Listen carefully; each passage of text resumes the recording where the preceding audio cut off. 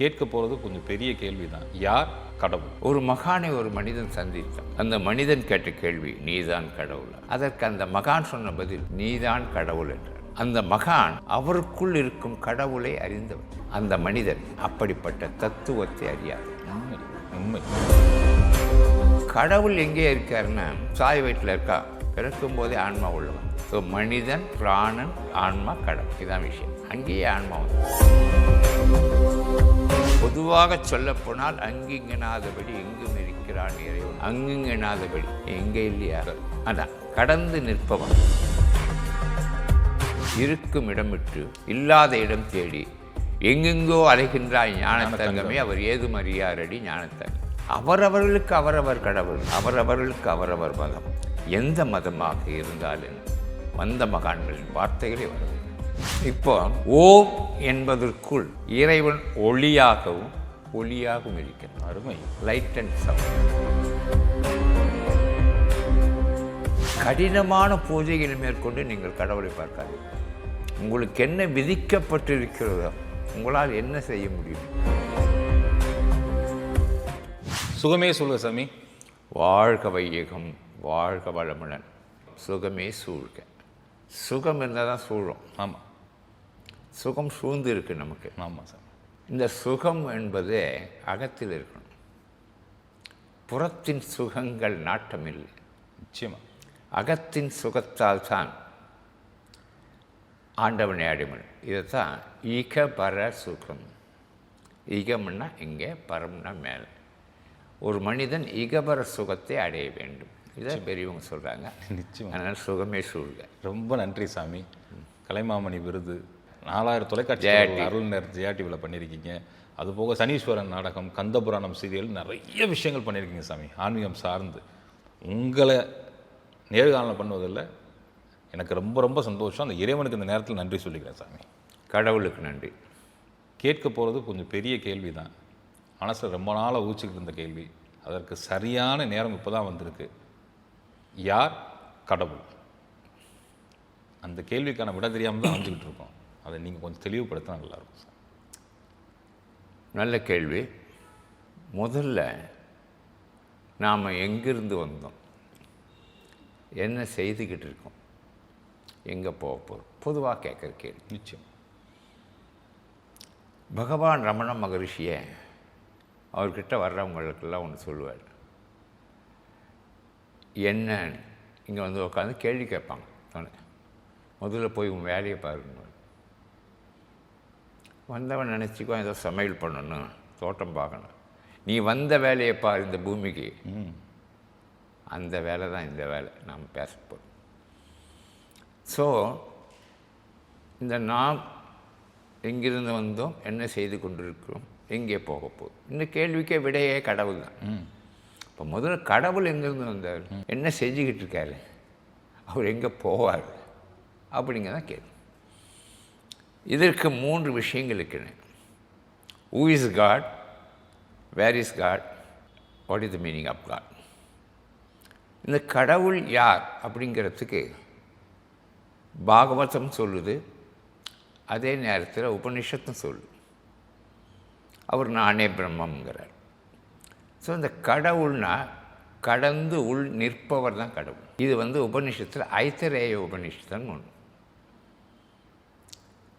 உபனிஷத் சொல்லாத விஷயங்களே இல்லை. ஏதோ பெரிய தத்துவம் நினச்சி அதை பல பேர் மறைக்கிறாங்க. தத்துவம் இல்லை, எதுவுமே தத்துவம் கிடையாது. உள்ளே நுழைஞ்சி ஆழ பார்த்தா ரொம்ப சுலபமாக இருக்கும் உபநிஷத்து. இப்போ சாந்தோபய உபநிஷத், கடோபநிஷத், மரணத்துக்கு அப்பால், இப்படியெல்லாம் பல உபநிஷத்துக்கு சொல்லும். கடந்து உள் நிற்பவர் அப்படின்னு ஐத்தரேய உபநிஷத்தில் சொல்கிறாங்க. இதுதான் கடந்து உள், கடவுள் உள்கடை. இப்போ 1 என்ற எண் இருக்கிறது. அதன் பின் ஒரு பூஜ்ஜியத்தை சேர்த்தால் எத்தனை ஆகிறது? 10. இன்னொரு பூஜ்ஜியம் 100. இன்னொரு பூஜ்ஜியம் 1000. இன்னொரு பூஜ்ஜியம் 10,000. இன்னொரு பூஜ்ஜியம் லட்சம். இன்னொரு பூஜ்ஜியம் 10 லட்சம். மரியாதையே இருக்கிறது. இப்பொழுது அந்த பூஜ்ஜியத்தை அழித்து விட்டார், மிகுந்திருப்பதற்கு எதுவுமே இல்லை. அந்த ஒன்று தான் நிற்கும். மிக அழகாக சொல்லுவார் கவியரசர் கண்ணதாசன், பூஜ்ஜியத்துக்குள்ளே ஒரு ராஜ்யத்தை அமைத்து கொண்டு புரியாமலே இருப்பான் ஒருவன், அவனை புரிந்து கொண்டால் அவன் தான் இறைவன். இப்போ கடவுள் உள்கடை அப்படிங்கிற எதை கடக்கணுங்கிற விஷயம். பால் தயிராகிறது, மோராகிறது, வெண்ணெய் ஆகிறது. வெண்ணெயை கடைகிறாங்க, கடைந்து கடைந்து நெய் எடுக்கிறார். பாலில் நெய் இருக்கிறது. விறகில் தீயினன் பால் படு நெய் போல் மறைய நின்றுடன் மாமணி ஜோதியனுங்கிறார் அப்பர் பெருமாள். மறைஞ்சிருக்கிறார். விறகில் தீயினன் என்பது விறகில் தீ இருக்குது. இப்போ நீங்கள் தீப்பெட்டி எடுத்து பாருங்கள், அது குச்சி இருக்குது, அது மேலே மருந்து இருக்குது. அதில் நாம் உரசணும். மருந்தால் தீ வந்துதா, உரசனதால் வந்துதா? அந்த தீப்பெட்டியால். இதான் கோழியிலேருந்து முட்டை வந்ததா, முட்டையிலேருந்து கோழி வந்ததா? உரசனால தான் வந்துதா? இல்லை, இந்த உரசனதால் வந்ததுன்னா அப்போ உரசுவதற்கு ஏற்ற பொருள் இங்கே இருக்கா? ஜடப்பொருள் இருக்குது. மனுஷன் தீப்பெட்டி உரசணும். உரசி உரசி உரசி உரசி பார்த்தா தான் உண்மை தெரியும். இது மெல்லமாக உரசி பார்க்கணும். அதுதான் கடவுள். ஒரு மகானை ஒரு மனிதன் சந்தித்தான். அந்த மனிதன் கேட்ட கேள்வி, நீதான் கடவுளா? அதற்கு அந்த மகான் சொன்ன பதில், நீதான் கடவுள் என்றார். அந்த மகான் அவருக்குள் இருக்கும் கடவுளை அறிந்தவர். அந்த மனிதன் அப்படிப்பட்ட தத்துவத்தை அறியாதவர். உண்மை உண்மை 100% உண்மை. அறிவு முதிர்ச்சிக்கு பேர் ஆற்றல், ஆற்றல் முதிர்ச்சிக்கு பேர் வல்லமை. அந்த வல்லமை தான் ஞானம். ஞானம் எங்கேயோ இல்லை, காடு மலை மேடு கடந்து செல்ல வேண்டாம். ஞானம் இருக்கும் இடத்தில் அடுத்த சனம் என்ன நடக்காமல் ஞானம் வரும். கடவுள் எங்கே இருக்காருன்னா, மனிதன் கருவிலிருந்து ஒரு தாய் வயிற்றில் இருக்கா, பிறக்கும் போதே ஆன்மா உள்ள வந்தது. ஸோ மனிதன், பிராணன், ஆன்மா, கடவுள், இதுதான் விஷயம். அங்கேயே ஆன்மா வந்து கடவுள் செய்யாத செயல்களே இல்லை, ஆனால் மறைந்து செய்கிறான். நம்ம சொல்லணும், அப்பர் பெருமான் சொல்ல, மாமணி ஜோதியன், மறைந்து நிற்பவன் தான் அப்பர் பெருமான் சொல்லுது. உபநிஷத்தங்கள் சொல்லு, மறைந்து தான் இருக்கிறான். மறைந்து இருக்கிறான் மாமணி ஜோதியன். கடவுள் மறைந்து தான் இருக்கிறான், வெளிப்படவில்லை. இந்த ஆன்மா என்று உள்ளே இருக்கும்போது அந்த ஆன்மா தான் கடவுள். இந்த ஆன்மா உங்கள் கர்ப்பத்தில் வரும்போதே ஒட்டிக்குது, நீங்கள் போகும்போது போயிடுது. இதற்குள் மனித வாழ்க்கையை அவன் அலசி பார்த்துக்கிட்டா அந்த ஆன்மாவை பிடிச்சிக்கலாம். பொதுவாக சொல்லுவாங்க, ஆன்மா என்று ஒன்று இல்லை என்று அறிவு சொல்கிறது. அந்த அறிவு தான் ஆன்மா. கடவுள் இல்லை என்று அறிவு சொல்லுகிறது. அந்த அறிவு தான் கடவுள். வேறு ஒன்றும் பெரிய விஷயம் இல்லை. இதுவும் உபநிஷத்து தான். ஸோ எதை சொல்கிறதோ அது உள்ளது. ஒரு பெரிய காய் கொண்டு வரும், உடச்சி உடச்சி உடச்சி உடச்சி பார்த்தா சின்ன விதை வரும். அது பழந்தால் என்ன இருக்கோ, ஒன்றும் இருக்காது. ஆகையினால் கடவுள் என்பவன் பொதுவாக சொல்லப்போனால் அங்கிங்கனாதபடி எங்கும் இருக்கிறான் இறைவனும். அங்கிங்கனாதபடி எங்கே இல்லையா, இருக்கார். அதான் கடந்து நிற்பவன். இருக்கும் இடம் விட்டு இல்லாத இடம் தேடி எங்கெங்கோ அலைகின்றாய் ஞானத்தங்கமே, அவர் ஏதும் அறியாரடி ஞானத்தங்கம். இருக்கிற இடத்துல, இப்போ நாம் உட்கார்ந்த இடத்துல கடவுள் இருக்கார். அப்போது நம்பிக்கை வேணும். கடவுள் இருக்கிறார், நம்பிக்கை வேணும். கடவுள் இல்லை என்று சொல்கிறானே, அவனுக்கு நம்பிக்கை வேணும். கை இருக்குதுன்னா நம்பணும், 2 கை இருக்குதுன்னா மொத்தமாக நம்பணும். இதுதான் கடவுள் இருக்கிறார். அந்த கடவுள் எங்கும் வியாபித்திருக்கிறார். அங்கிங்கனாதபடி எங்கும் இருக்கிறார். அவருடைய மொத்த செயல்பாடுகள் இந்த உலகத்தை படைத்ததிலிருந்து எல்லாவற்றையும் உருவாக்கி மறைப்பொருளாக இருந்து பார்க்கிறார். இன்னும் சொல்லுவார் திருமல், கண்காணிக்க. இப்போ கேமரா இருக்குல்ல, அது மாதிரி அவர் செய்கிறோம் சொல்லிக்கார். கண்காணித்து கொண்டே இருக்கிறார். நாம் தனிமையில் தவறு செய்கிறோமே, யாரும் பார்த்து விடக்கூடாதே என்று. ஆனால் தவறை அவர் கண்காணிக்கிறார். நாம் தனிமையில் அழுகிறோமே என்றால் அவர் பார்த்து கொண்டிருக்கிறார். நாம் தனிமையில் சிரிக்கிறோமே என்றால் அவர் பார்த்து கொண்டிருக்கிறார். ஆக கடவுள் என்பவர் வியாபித்திருக்கிறார். அவர் உள்ளேயும் இருக்கிறார், வெளியேயும் இருக்கிறார். வேறு இதுக்கு பெரிய டெஃபினேஷனாக எல்லாம் சொல்லலை. ஆனால் நீங்கள் உபநிஷத் போனீங்கன்னா பல விஷயம். இப்போ நம்ம அறிவோம் ஆன்மீகம், இதில் ஒரே ஒரு விஷயம், அவர் தான் கடவுள். நீங்கள் ஐயா வந்து அறிவோம் ஆன்மீகம் சொல்லிட்டீங்க. ஆன்மாவில் மிகுந்திருப்பதற்கு ஏதுமில்லாத நிலை ஆன்மீகம். நீங்கள் அழகாக சொன்னீங்க. ஒரு தலைப்பு தர்றேன், அறிவோம்னு. அறிவோம் எப்படிங்க? ஹரி ஓம். அரி ஓம் ஆன்மீகம்.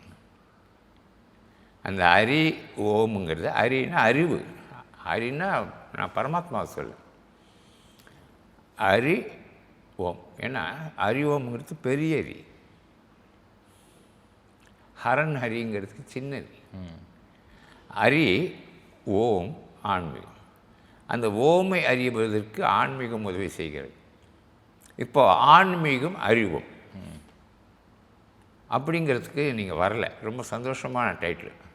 அகர முதல்லையே ஆரம்பிச்சிங்க. ஆ ஆ, அற்புதமான தலைப்பு, ரொம்ப சந்தோஷமாக. ஆமாங்க, கிட்டத்தட்ட ஞாயிற்றுக்கிழமை உட்காந்து ஒரு 4 மணி நேரம் பேசி நம்ம ஒரு முடிவுக்கு வந்து இந்த டைட்டிலை கொண்டு வந்திருக்கேன். அது வந்து அந்த ஞாயிற்றுக்கிழமை பேசின அந்த அறிவு தான் எனக்கு கொடுத்துச்சு இந்த டைட்டிலில். ஆன்மீகத்தை அறியாமல் யாரும் இதை செய்ய முடியாது. ஆன்மீகம் எல்லா மதங்களும் சொல்லும். அந்த மதம் இந்த மதம்னு யாருமே சொல்லலை. நீங்கள் எடுத்துட்டிங்கன்னா நாத்திக மதம் ஆத்திக மதம் 2 பிரிவுகள் இருந்திருக்கு அந்த காலத்தில். 2000 வருஷத்துக்கு முன்னாடி. ஆமாம், புத்தர் இருக்கார், சாவர்ணிகா இருக்கார், எல்லா மதங்கள் இருக்குது. புத்தர் கூட கடவுளை சொல்லலை. ஆனால் கடவுளை சொல்லாத புத்தரை கடவுளாக வணங்குகிறார். அடியன் வந்து ஒரு திரைப்படத்துக்காக டோக்கியோ போயிருந்தேன். அந்த படத்து பேர் பூமழை பொழியுதுன்னு பேர். நான் திரைக்கதை வசனம் பண்ணேன். விஜயகாந்த், நதியா, ஆர்டி பர்மன் மியூசிக். அப்போது ஒரு புத்தருடைய கோயிலுக்கு போனேன். பெரிய புத்தர் கோயில் வாங்கினேன். போனால் எதுவுமே இல்லை, இன்னும் எதுவுமே இல்லை. இதுதான் புத்தர் கோயில், இந்த அமைதி தான் புத்தர் கோயில், இதுக்கு பேர் தான் புத்தர் கோயில் அப்படின்னு நடந்தது. புத்தர் ஒரு சிலை கூட இல்லை. ஆனால் கடவுள் பற்றி சொல்லாத புத்தரை கடவுளாக வணங்குறான். அது ஒரு நம்பிக்கை. நீங்கள் தவறாக எண்ணிடக்கூடாது. அவரவர்களுக்கு அவரவர் கடவுள், அவரவர்களுக்கு அவரவர் மதம். எந்த மதமாக இருந்தால் என்ன, வந்த மகான்களின் வார்த்தைகளை வரவேற்போம், நிச்சயமாக வரவேற்கணும். இப்போ இந்த கடவுள்களுக்கு என்னென்ன பேர்கள் இருக்குது? எங்கும் வியாபித்திருப்பவன்னு சொல்லிட்டீங்க. இப்போ என்னென்ன பேர்கள் இருக்குது கடவுளுக்கு? பிறப்பிலி, உருவம், அருவம், அருவுருவம். உபநிஷத்து என்ன சொல்லுது? அருவுருவத்தை தான் வணங்குதான். அருவம் வேண்டாம், அருவம் உருவம் கலந்து தான் சிவன் சொல்கிற கல்ட்டு, அதை தான் வணங்கணும்னு சொல்லும். கடவுளுக்கு என்ன பெயர் வைக்கிறது? அவர் பெயர் சூட்டு விழான்னு சிவம் அப்படின்னு சொல்கிறாங்க.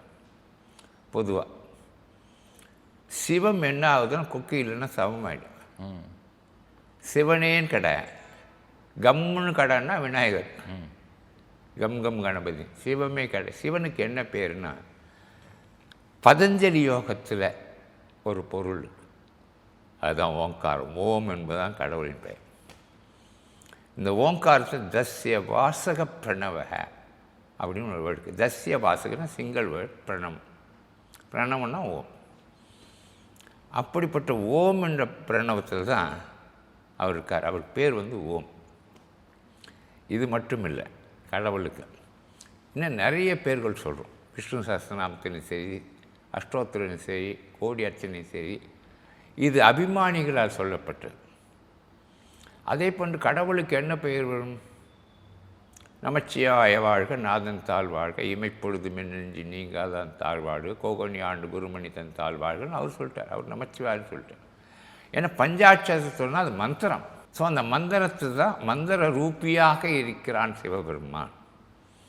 நீங்கள் அந்த நமச்சிவாய் சொல்லுங்கள், சரவண பவன் சொல்லுங்கள், மந்திர ரூபம் இல்லையா? இதெல்லாம் வந்து ஓகே, கிருஷ்ணார்ப்பணம் சொல்லுங்கள், மந்திர ரூபம். ஆனால் கடவுளுக்கு இருக்கும் ஒரு பெயர் ஓம் என்பதாகும்.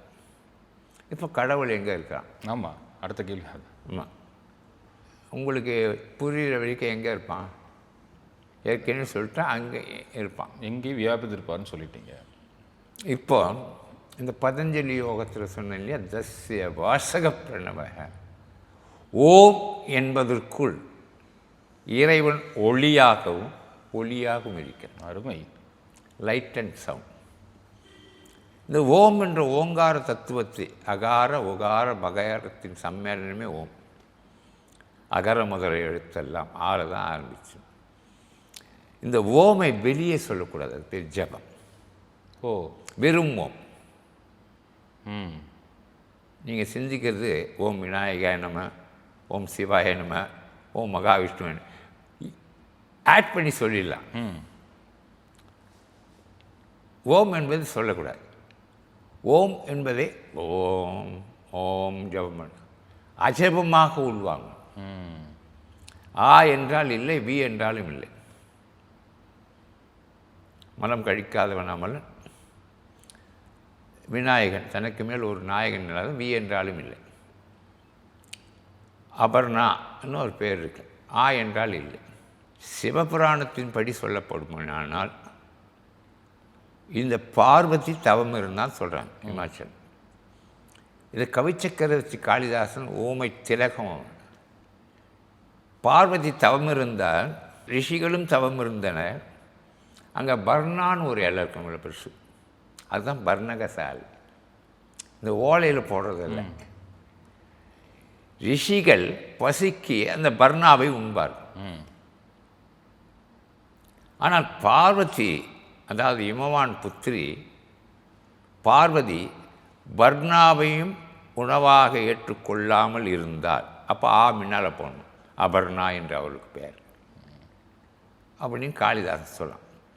இப்போ அந்த ஓம் என்பதற்கு ஜபமாக சொன்னால் உள்ள சொல்லணும். இப்போ அவள் என்ன சொன்னான் பதஞ்சலி?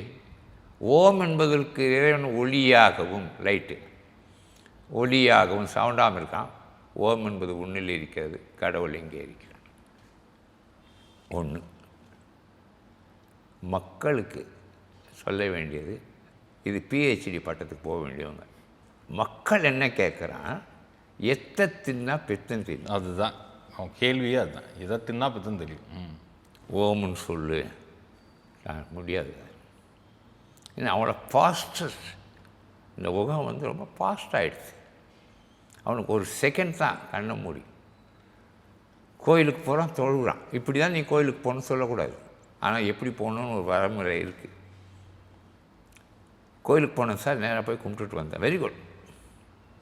நீ இங்கே தான் கும்பிடணும், நீ இப்படி தான் சுற்றி வரணும்னா அவனுக்கு டைம் கிடையாது. அவன் அலுவலகம் போகணும், வியாபாரத்துக்கு போகணும், எல்லாத்துக்கு போகணும். பொம்நாட்டிகள் அப்படி செய்யணும். ஸோ எதை பிடிக்கணும்னு ஒரு அவரவர் தெய்வம் என்னவோ அதை பிடிச்சிங்க, கெட்டியாக பிடி. சிக்கனை பிடித்தேன் மாணிக்க வாசகர். ஒன்று பிடிச்சிட்டேன், நீ நகர மாட்டேன்.